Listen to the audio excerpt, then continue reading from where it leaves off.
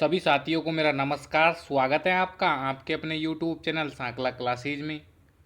तो एक बार फिर हम शिक्षण अभिरुचि की एक शानदार क्लास लेकर आ चुके हैं, जो कि आपका कल BSTC का पेपर है। उसमें इस क्लास से आपको हूबहू क्वेश्चन देखने को मिलेंगे। तो आपको क्लास को पूरा देखना है और फिर लास्ट में कमेंट करना है कि क्लास आपको कैसी लगी। क्वेश्चन नंबर 1 काफ़ी अच्छा क्वेश्चन है। आपसे पूछा है, कक्षा में सूक्ष्म शिक्षण का प्रयोग मुख्य रूप से किस लिए किया जाता है? छात्रों को छोटे समूह में पढ़ाने के लिए, शिक्षकों में विशिष्ट शिक्षण कौशल विकसित करने के लिए, या फिर पाठ्यक्रम को जल्दी समाप्त करने के लिए, या फिर कमज़ोर छात्रों को ट्यूशन देने के लिए। तो इसमें आपका राइट आंसर ऑप्शन बी हो जाएगा। शिक्षकों में विशिष्ट शिक्षण कौशल विकसित करने के लिए आपके सूक्ष्म शिक्षण का प्रयोग किया जाता है। ऑप्शन बी इसमें आपका राइट होगा। क्वेश्चन नंबर 2 आपसे पूछा है, यदि कोई छात्र आपकी कक्षा में बहुत अधिक प्रश्न पूछता है तो आप उसे डांट कर चुप करा देंगे, उसे कक्षा के बाद प्रश्न पूछने के लिए प्रोत्साहित करेंगे, या फिर उसकी जिज्ञासा की सराहना करेंगे और उचित उत्तर देंगे, आंसर देंगे, या फिर उसे नज़रअंदाज कर देंगे? तो इसमें आपका राइट आंसर ऑप्शन सी होगा। उसकी जिज्ञासा की सराहना करेंगे और उसे उचित आंसर देंगे। ऑप्शन सी इसमें आपका राइट होगा। क्वेश्चन नंबर 3 आपसे पूछा है, शिक्षण प्रतिमान का मुख्य उद्देश्य क्या है? शिक्षण को वैज्ञानिक और व्यवस्थित बनाना, कक्षा में अनुशासन बनाए रखना, केवल मेधावी बच्चों को पढ़ाना, या फिर ब्लैक बोर्ड का कम उपयोग करना? तो इसमें आपका राइट आंसर ऑप्शन ए होगा, शिक्षण को वैज्ञानिक और व्यवस्थित बनाना। ऑप्शन ए इसमें आपका राइट हो जाएगा। क्वेश्चन नंबर 4 आपसे पूछा है, शिक्षक के लिए सबसे संतोषजनक बात क्या होती है? भारी वेतन मिलना, समाज में उच्च पद प्राप्त करना, या फिर छात्रों के व्यवहार को में सकारात्मक परिवर्तन और सफलता, या फिर प्रधानाचार्य की प्रशंसा? तो इसमें आपका राइट आंसर ऑप्शन सी होगा, छात्रों के व्यवहार में सकारात्मक परिवर्तन और उसकी सफलता। ऑप्शन सी इसमें आपका राइट होगा। क्वेश्चन नंबर 5 काफ़ी अच्छा क्वेश्चन है। आपसे पूछा है, ह्यूरिस्टिक विधि के प्रतिपादक कौन है? जो आपकी ह्यूरिस्टिक विधि है उसके प्रतिपादक आपके आर्मस्ट्रांग है। ऑप्शन ए इसमें आपका राइट होगा। ठीक है ना। क्वेश्चन नंबर 6 आपसे पूछा है, पाठ्य चर्चा का निर्माण किस पर आधारित होता है होना चाहिए? शिक्षक की रुचि पर, समाज की आवश्यकताओं और छात्रों के मनोविज्ञान पर, केवल धार्मिक ग्रंथों पर, या फिर केवल विदेशी शिक्षा पद्धति पर? तो इसमें आपका राइट आंसर ऑप्शन बी होगा, समाज की आवश्यकताओं और छात्र के मनोविज्ञान पर इसका जो है निर्माण आधारित है। ऑप्शन बी इसमें आपका राइट होगा। ठीक है ना, खास करके छात्रों के मनोविज्ञान पर। क्वेश्चन नंबर 7 आपसे पूछा है, एक शिक्षक के रूप में आप छात्रों में सहयोग की भावना कैसे विकसित करेंगे? अगर आप एक शिक्षक है और किसी कक्षा में पढ़ा रहे हैं तो उस कक्षा के बच्चों को में आपको सहयोग की भावना विकसित करनी है, तो आप कैसे करेंगे? सहयोग पर भाषण देकर, महान लोगों के चित्र दिखाकर, या फिर उन्हें समूह में कार्य देकर, या फिर सहयोग न करने वालों को सजा देकर? तो इसमें आपका राइट आंसर क्वेश्चन नंबर 7 में ऑप्शन सी होगा, उन्हें समूह में कार्य देंगे। ठीक है ना, ऑप्शन सी इसमें आपका राइट हो जाएगा। क्वेश्चन नंबर 8 आपसे पूछा है, सतत और व्यापक मूल्यांकन का प्राथमिक उद्देश्य क्या है? जो आपके सतत और व्यापक मूल्यांकन है उसका जो आपके प्राथमिक उद्देश्य है, छात्रों को श्रेणी देना है यानी ग्रेड देना है, या फिर फेल होने वाले छात्रों को डराना है, या फिर केवल वार्षिक परिणाम घोषित करना है, या फिर अधिगम में आने वाली कमियों को सुधारना? तो क्वेश्चन नंबर 8 काफ़ी अच्छा है और इसमें आपका राइट आंसर ऑप्शन डी होगा, अधिगम में आने वाली कमियों को सुधारना। यानी जो सीखने की पद्धति है, अधिगम उसमें कमियां है उसे सुधारना। ऑप्शन डी इसमें आपका राइट होगा। अधिगम का मतलब आपके सीखना होता है। क्वेश्चन नंबर 9 आपसे पूछा है, कक्षा में विभेदक निर्देशक का अर्थ है सभी छात्रों में एक ही विधि से पढ़ाना, छात्रों के व्यक्तिगत क्षमताओं के अनुसार शिक्षण विधियों में बदलाव, या फिर छात्रों के बीच लड़ाई करवाना, केवल अंग्रेजी भाषा का प्रयोग करना? तो क्वेश्चन नंबर 9 में आपका राइट आंसर ऑप्शन बी होगा, छात्रों की व्यक्तिगत क्षमताओं के अनुसार शिक्षण की जो विद्या है उसमें बदलाव करना चाहिए, ऑप्शन बी इसमें आपका राइट होगा। क्वेश्चन नंबर 10 आपसे पूछा है, नई शिक्षा नीति में FLN का अर्थ बताना है आपको। जो FLN है उसका मतलब आपके फाउंडेशन लिटरेसी एंड न्यूमेरिसी होता है, ऑप्शन बी इसमें आपका राइट होगा। ठीक है ना, ऑप्शन बी इसमें आपका राइट हो जाएगा। क्वेश्चन नंबर 11 आपसे पूछा है, छात्रों में नैतिक मूल्यों के पतन का मुख्य कारण क्या है, शिक्षकों और अभिभावकों द्वारा आदर्श आचरण की कमी, टीवी और इंटरनेट, पाठ्यक्रम का कठिन होना या फिर स्कूल की छुट्टियाँ। तो क्वेश्चन नंबर 11 में आपका राइट आंसर ऑप्शन ए हो जाएगा, शिक्षकों और अभिभावकों द्वारा आदर्श आचरण की कमी, ऑप्शन ए इसमें आपका राइट होगा। क्वेश्चन नंबर 12 आपसे पूछा है, शिक्षण सहायक सामग्री का प्रयोग करते समय शिक्षकों को केवल दृश्य सामग्री पर जोर देना चाहिए, छात्रों को सामग्री छूने नहीं देनी चाहिए या फिर केवल महंगी सामग्री का उपयोग करना चाहिए या फिर सामग्री को पाठ के उद्देश्यों से जोड़ना चाहिए। तो क्वेश्चन नंबर 12 में आपका राइट आंसर ऑप्शन डी हो जाएगा, सामग्री को पाठ है उसके उद्देश्यों से जोड़ना चाहिए, ऑप्शन डी इसमें आपका राइट होगा। ठीक है ना।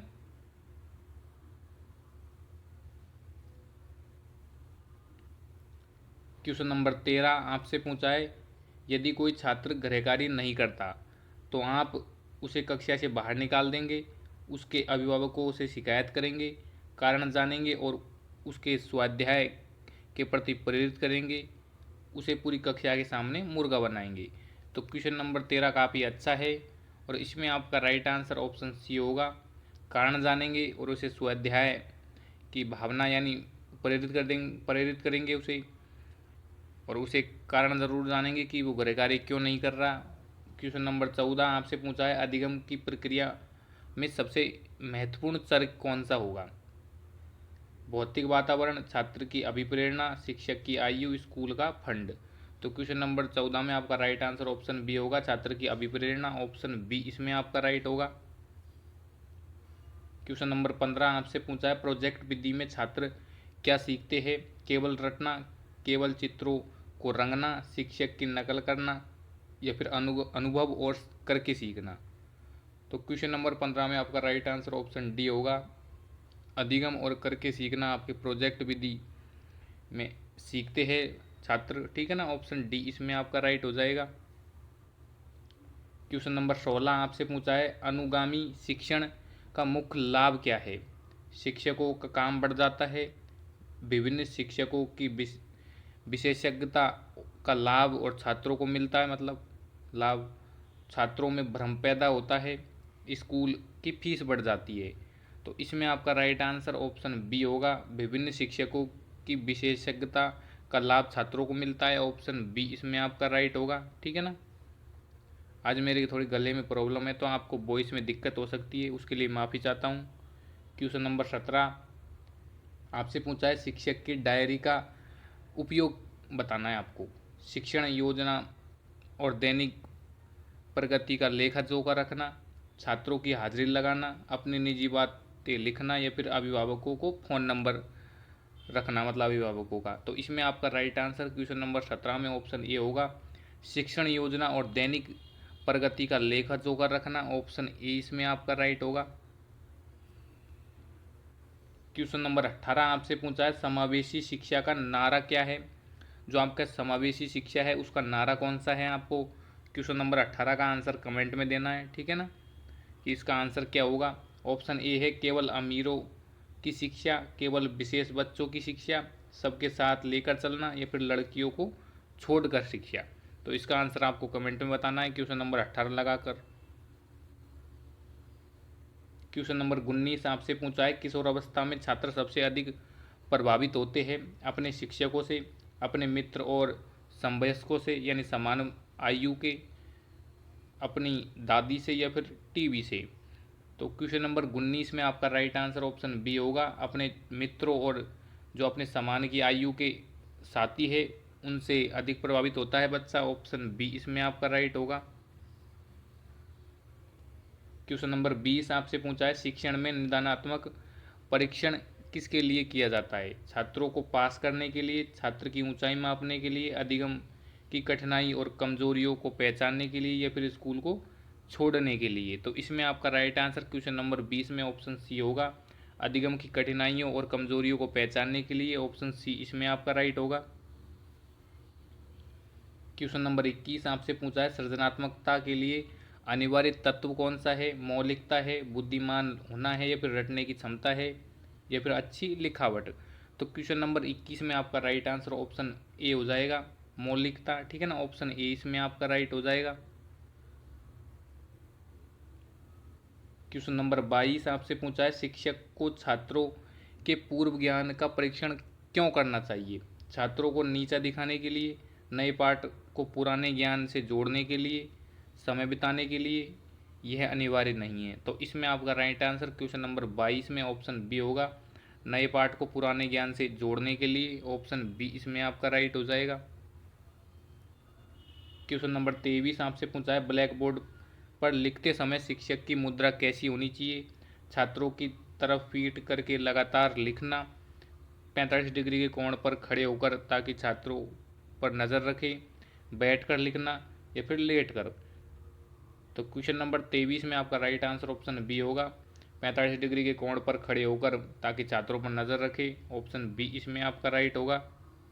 ठीक है ना, काफ़ी अच्छे क्वेश्चन है, ये इम्पोर्टेंट है, आपको एग्ज़ाम में देखने को ज़रूर मिलेंगे। अगर आपने क्लास को लाइक नहीं किया तो क्लास को लाइक ज़रूर कर दे। ठीक है ना, और हमारे चैनल को सब्सक्राइब कर दे। क्वेश्चन नंबर 24 आपसे पूछा है, क्रियात्मक अनुसंधान का जनक किसे माना जाता है? जो आपके क्रियात्मक अनुसंधान है उसका जनक आपके स्टीफन एम कोरी को माना जाता है। ऑप्शन सी इसमें आपका राइट हो जाएगा। ठीक है ना, इसमें आपका राइट आंसर ऑप्शन सी होगा, स्टीफन एम कोरी। क्वेश्चन नंबर 25 आपसे पूछा है, छात्र उस शिक्षक को सबसे अधिक पसंद करते हैं जो बहुत हंसमुख हो, बहुत अमीर हो, कभी गृहकार्य न देता हो, विषय को सरल और रोचक बनाकर समझाता हो यानी पढ़ाता हो। तो ऑप्शन डी इसमें आपका राइट हो जाएगा। ठीक है ना, जो शिक्षक आपको अपनी विषय मतलब कि अगर वो साइंस पढ़ा रहा है तो वो सरलता से और रोचक रूप से पढ़ाए तो वो शिक्षक छात्रों को अधिक पसंद आते हैं। क्वेश्चन नंबर 26 आपसे पूछा है, अधिगम का जो क्षेत्र सिद्धांत है वो किसने दिया?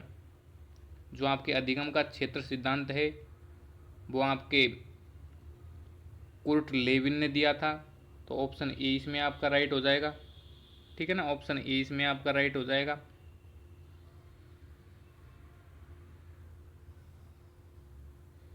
क्वेश्चन नंबर 27 आपसे पूछा है, सूक्ष्म शिक्षण चक्र का प्रथम पद क्या होता है? शिक्षण होता है, पाठ योजना का निर्माण होता है, प्रतिपुष्टि होता है, या फिर पुनः पाठ योजना। तो इसमें आपका राइट आंसर क्वेश्चन नंबर 27 में ऑप्शन बी होगा, पाठ योजना निर्माण। ऑप्शन बी इसमें आपका राइट होगा। ठीक है ना,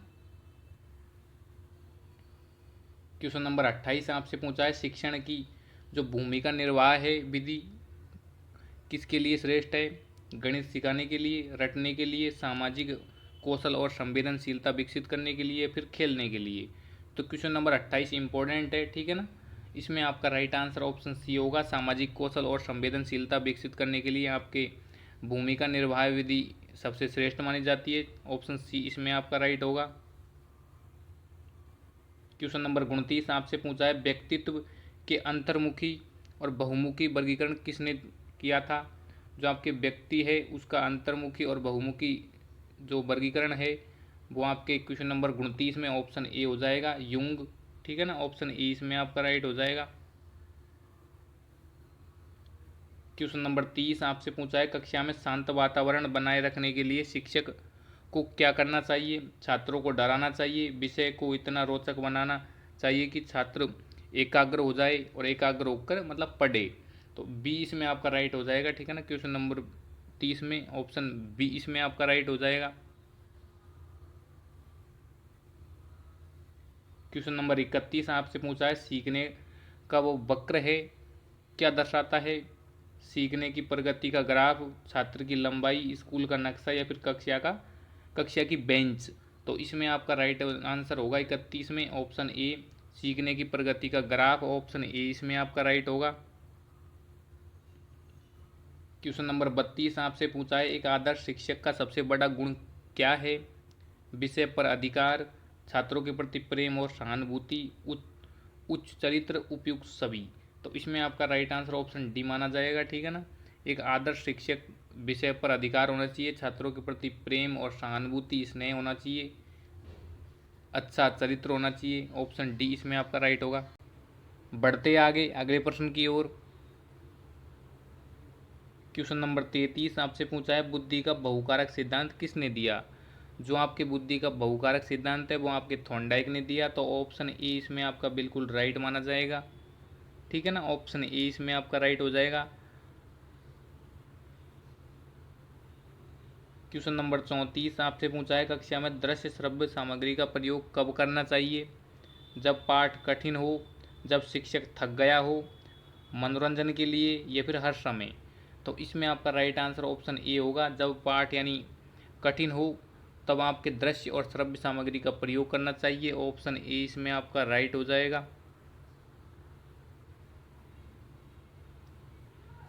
क्वेश्चन नंबर 35 आपसे पूछा है, शिक्षण और प्रशिक्षण का मुख्य अंतर क्या है? कोई अंतर नहीं है। शिक्षण व्यापक है, प्रशिक्षण किसी विशेष कौशल के लिए है, प्रशिक्षण केवल जानवरों के लिए है, शिक्षण केवल कॉलेजों में होता है। तो क्वेश्चन नंबर 35 में जो आपका राइट आंसर होगा वो ऑप्शन बी होगा। शिक्षण व्यापक है, प्रशिक्षण आपके किसी विशेष कौशल के लिए है, तो ऑप्शन बी इसमें आपका राइट हो जाएगा। क्वेश्चन नंबर 36 आपसे पूछा है, कॉलर वर्ग के अनुसार नैतिक विकास का सर्वोच्च स्तर क्या है? दंड और आज्ञाकारिता, सामाजिक अनुबंध, सार्वभौमिक नैतिक सिद्धांत, अच्छा लड़का या अच्छी लड़की। तो इसमें आपका राइट आंसर ऑप्शन सी है। कॉलर वर्ग के अनुसार नैतिक विकास का सर्वोच्च स्तर सार्वभौमिक नैतिक सिद्धांत है, ऑप्शन सी इसमें आपका बिल्कुल राइट हो जाएगा। बढ़ते आगे। क्वेश्चन नंबर 37 आपसे पूछा है, एक शिक्षक के लिए समय की पाबंदी क्यों ज़रूरी है? वेतन कटने के डर से, छात्रों के सामने आदर्श प्रस्तुत करने के लिए, स्कूल के नियम के कारण, प्रधानाचार्य को खुश करने के लिए। तो इसमें आपका राइट आंसर ऑप्शन बी बिल्कुल राइट हो जाएगा। छात्रों के सामने आदर्श प्रस्तुत करने के लिए शिक्षक को समय पर आना चाहिए, जिससे छात्र भी समय पर आएंगे, ठीक है ना। ऑप्शन बी इसमें आपका राइट हो जाएगा। क्वेश्चन नंबर 38 आपसे पूछा है, अनुभव का शंकु किसने दिया? जो आपके अनुभव का शंकु है वो किसने दिया? काफ़ी अच्छा क्वेश्चन है, और इसमें जो आपका राइट आंसर है ऑप्शन ए हो जाएगा। एडगर डेल ने आपके ये दिया था, ऑप्शन ए इसमें आपका राइट हो जाएगा, ठीक है ना। क्वेश्चन नंबर 39 आपसे पूछा है, मॉन्टेसरी शिक्षा में डिडैक्टिक अपरेट्स का अर्थ क्या है? शिक्षक के कपड़े है, विशेष रूप में तैयार शिक्षण सामग्री है, स्कूल की घंटी है, या फिर बगीचे के औजार। तो इसमें आपका राइट आंसर ऑप्शन बी होगा। विशेष रूप में तैयार किया गया शिक्षण की सामग्री है, ऑप्शन बी इसमें आपका राइट होगा, ठीक है ना। काफ़ी शानदार क्वेश्चन है। क्वेश्चन नंबर 40 आपसे पूछा है, यदि कोई छात्र कक्षा में अपमानजनक शब्द बोलता है तो शिक्षक को उसे थप्पड़ मारना चाहिए, उसे कक्षा से निष्कासित करना चाहिए यानी निकाल देना चाहिए, उसे धैर्यपूर्वक अनुशासन का महत्व समझाना चाहिए, या फिर उसके गाली का उत्तर गाली से देना चाहिए। तो इसमें आपका राइट आंसर ऑप्शन सी होगा। उसे धैर्यपूर्वक अनुशासन का महत्व समझाए, ऑप्शन सी इसमें आपका बिल्कुल राइट है। क्वेश्चन नंबर 41 आपसे पूछा है, सतत मूल्यांकन में पोर्टफोलियो क्या है? छात्र के कार्यों का संग्रहण जो समय के साथ प्रगति दिखाता है, शिक्षक का बटुआ, या फिर स्कूल का बजट, या फिर केवल चित्रों का समूह। तो क्वेश्चन नंबर 41 में जो आपका राइट आंसर है ऑप्शन ए होगा। छात्र के कार्यों का संग्रह जो समय के साथ प्रगति दिखाता है, ऑप्शन ए इसमें आपका बिल्कुल राइट हो जाएगा। क्वेश्चन नंबर 42 आपसे पूछा है, समीपस्थ विकास क्षेत्र की अवधारणा किसने दी? पियाजे ने, वाइगोत्स्की ने। आपका राइट आंसर ऑप्शन बी है, ठीक है ना। ऑप्शन बी इसमें आपका राइट हो जाएगा। वायगोत्स्की ने आपके समीपस्थ विकास क्षेत्र की अवधारणा दी थी। बढ़ते आगे, क्वेश्चन नंबर 43 आपसे पूछा है अधिगम की अभिसारी सोच किससे संबंधित है। जो आपके अधिगम की अभिसारी सोच है वो सृजनात्मकता से संबंधित है, बुद्धि और मानक समाधानों से है, खेलकूद से है या फिर कल्पना से।